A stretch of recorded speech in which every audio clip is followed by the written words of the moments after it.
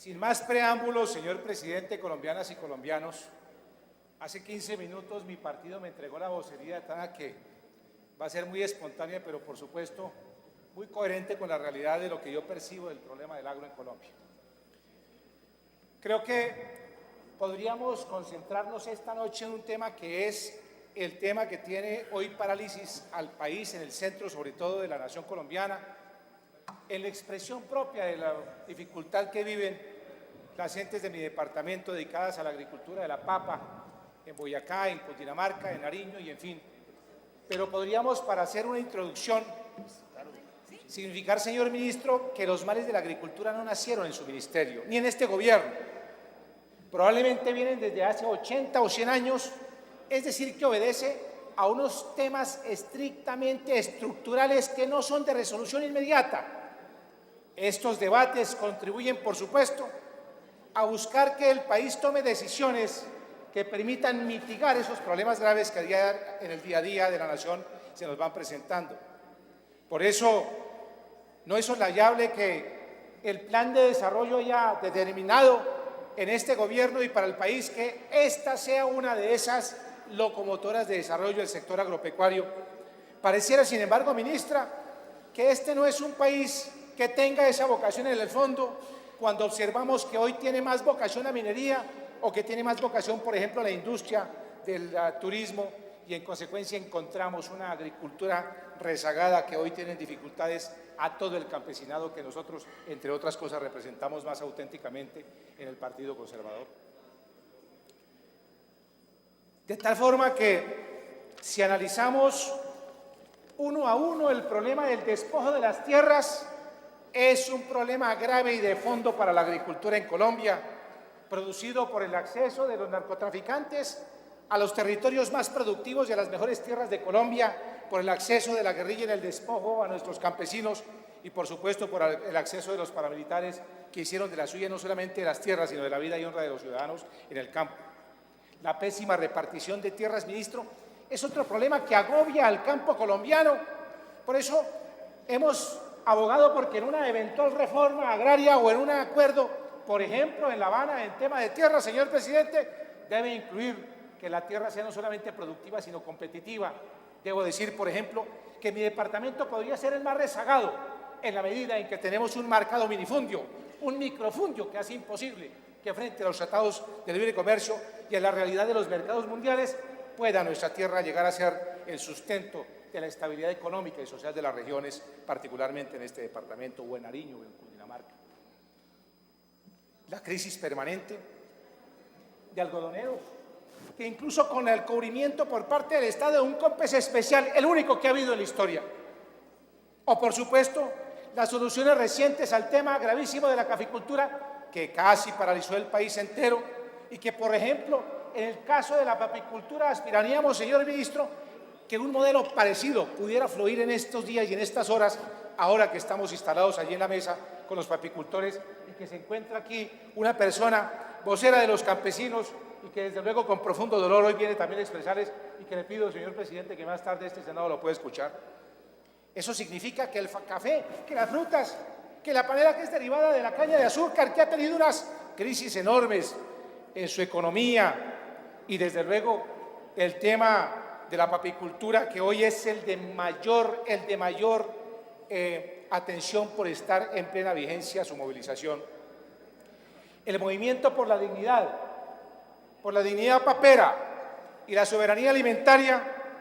tiene un pedimento que está sintetizado en 6 puntos básicos, que a lo largo del día de hoy hemos participado con algunos colegas en la mesa instalada en su despacho, señor ministro. Creo que esta es una, señor presidente, manifestación civilista, organizada, por supuesto respetuosa de la ley. Por eso, una de las mayores solicitudes que en los últimos minutos han hecho los líderes del gremio papero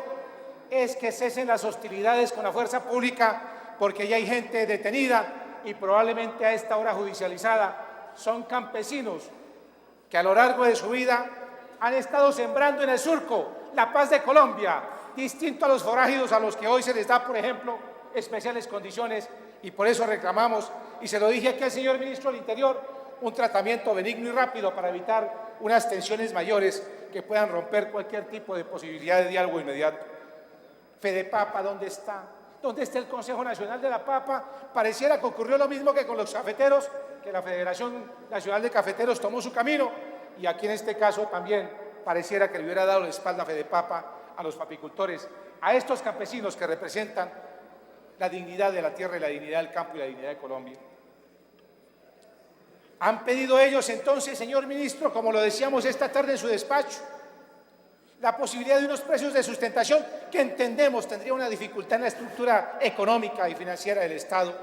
y que sería además un tema de recurrencia al Ministerio de Hacienda y no de Agricultura, pero sí, por supuesto, han pedido ellos unas protecciones elementales a los canales de comercialización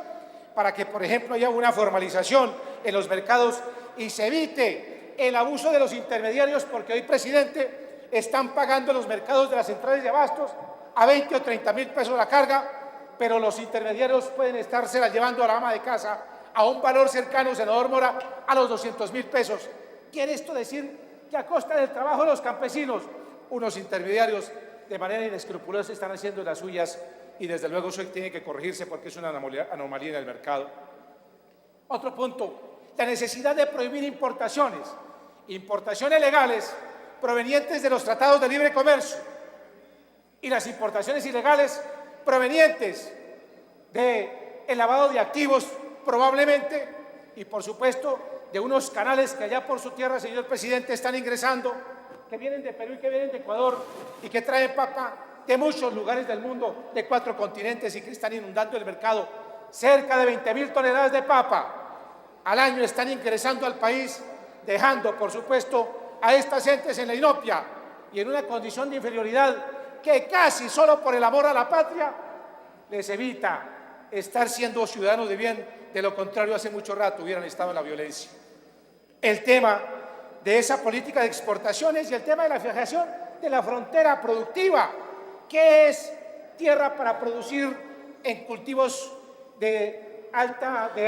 altura como la papa? ¿O cuál es la tierra que se debe dejar definitivamente para la destinación minera? ¿O cuál es la tierra que debe dejarse para la flora y la fauna, en la conservación ambiental, para mantener páramos y para mantener agua en Colombia? Ese es un tema que ellos han planteado con mucha responsabilidad. Y desde luego, si a esto le sumamos no solamente en el tema de la papicultura, que a la agricultura le falta la adecuación de tierras en distritos de regadío, que al campesino le está faltando, por supuesto, seguridad social, que al campesino, y por eso mi partido en estos días ha decidido, y le pido al Congreso de Colombia que me acompañen en la firma de un proyecto de ley que quiere hacer que en adelante el campesino no se quede inerme en su tierra, sino que el Estado subsidie, incentive y estimule, señor ministro, a todos los campesinos que quieran quedarse allí, bachilleres, que deban llamarse en adelante empresarios del campo, para darles, por ejemplo, bienestar con tecnologías de información y las comunicaciones, que en sus casas haya casa digna, por supuesto con unidad sanitaria, con agua potable, con el acceso al internet para que pueda haber competitividad y calidad de vida, becas para que se formen las universidades, y el Estado haga un esfuerzo también para hacer el mantenimiento de las vías que hoy están en un estado dramático de deterioro y que por supuesto no permite sacar a los mercados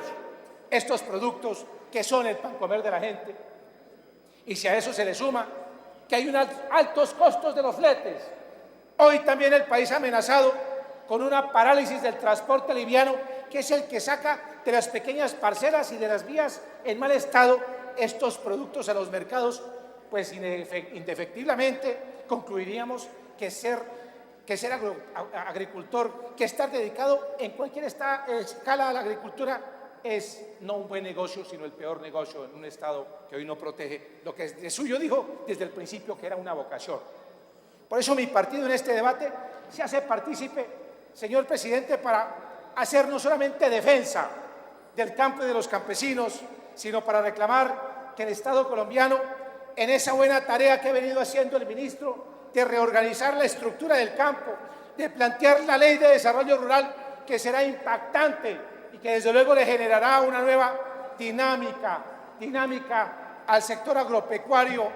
en la economía del país, reivindicará al campesino, le dará igualdad de oportunidades, le permitirá tener la prospección de ser importante en Colombia y no únicamente convidado para que haga largas filas para ser un buen pagador, porque el campesino, señor ministro, es el mejor pagador del país. Creo que la historia crediticia y el Banco Agrario, que debe promover más crédito, que debe promover más financiación, que debe promover dinero a través del Estado para que también hagamos inversión en tecnología, en investigación, en el tema de cuidado de la genética y de las semillas, tiene una responsabilidad enorme y por eso nosotros hemos siempre tomado la línea de ser un partido que defiende al campo y al campesino, porque allí está la razón primaria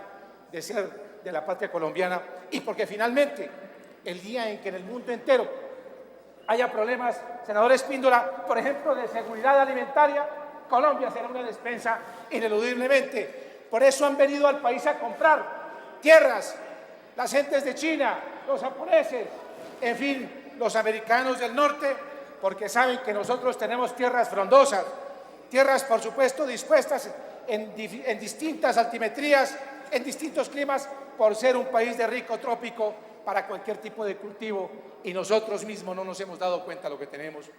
Por eso la vocación hay que recuperarla. Y esa vocación solo se recupera en la medida en que, por ejemplo, senadora Martínez, en el llano hagamos una gran plataforma de inversión para la agroindustria, que será, por supuesto, una despensa mundial de alimentos en fruticultura y que le dará al llano una alternativa adicional a ser una región de importante riqueza petrolera. Por ahora, sienta usted, amigo Pachón, que aquí no está solo, que aquí el Senado de la República, en todas sus condiciones y particularmente quienes encarnamos al pueblo que nos ha dado esa vocería, esta noche le pedimos al gobierno, con profundo respeto, que así como hubo una dinámica para defender rápidamente una tesis expuesta por el gremio caficultor y por supuesto con el acompañamiento de sendos senadores de la República que estuvieron allí en esta mesa de conversación y de negociación, también pueda verla y sé de su buena voluntad, ministro, expresada en todo este tiempo y particularmente su concentración en el día de hoy para atender las clamorosas, dignas y por supuesto muy respetuosas peticiones que han hecho los papicultores en esta mesa que se está llevando a cabo allí desde su ministerio. Seguramente que al terminar este debate estaremos acompañando a los papicultores y a usted, señor ministro, para buscar una fórmula de solución que le permita a esta gente reivindicar sus derechos y poder entender que vuelven allí a su cosecha, que vuelven allí a su tierra, repito, a buscar hacer la labranza de un surco que no es otro que el de La Paz, señor presidente, allí con el asadón, no con la metralleta, allí con el esfuerzo, con el sudor de la frente para mantener a sus familias, es donde se construye la patria y no a bala cruzada asesinando colombianos. Cuánta tristeza y cuánto dolor nos produce, señor presidente, saber que en esta política de recuperación de tierras lo que está ocurriendo es que estamos poniendo en evidencia que la vida del ser humano cuando va a reivindicar su tierra está siendo atacada. Por eso nos duele que haya asesinatos en este programa de restitución de tierras, que es una contravía, una vía perfectamente contraria a que nosotros lo que los colombianos estamos pidiendo hacer se formalice. De esta manera, señor presidente, pudiéramos avanzar en más temas, pudiéramos, por supuesto, proponer una política adicional de seguros de cosechas, pudiéramos pedir precios de sustentación para romper ese mito histórico sobre que nunca se ha hecho en ningún lugar, pero que, por supuesto, comprometería de una manera bastante seria las arcas del Estado. Pero termino diciendo, ¿y si las arcas del Estado se han comprometido para subsidiar la guerra? Si las arcas del Estado han tenido la velada actitud de aprovechamiento de la corrupción, ¿por qué las arcas del Estado no pueden servir para darle oportunidad a los campesinos, para darle subsidios, por ejemplo, en este caso, para darle unos precios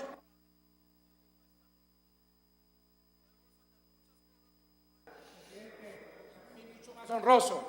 Saber que la voz que aquí llevo en nombre de mi partido va a quedar en nombre de este campesino que proviene de mi departamento y que de manera auténtica, digna y relevante hoy es la voz de todos los campesinos, no solamente de la papicultura de Boyacá, sino de todos los campesinos de Colombia. Gracias, señor presidente. Con mucho gusto, senador.